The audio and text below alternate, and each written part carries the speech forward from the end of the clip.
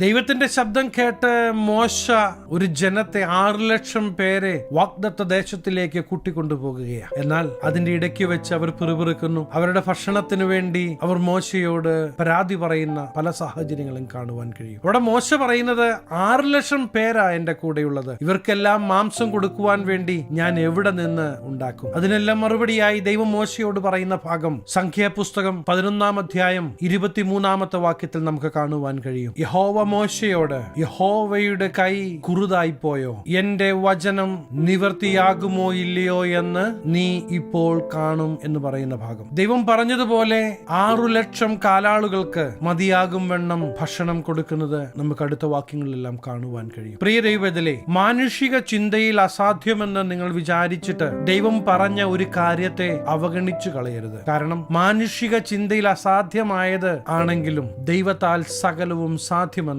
നാം തിരിച്ചറിയേണ്ടത് ആവശ്യമാണ്.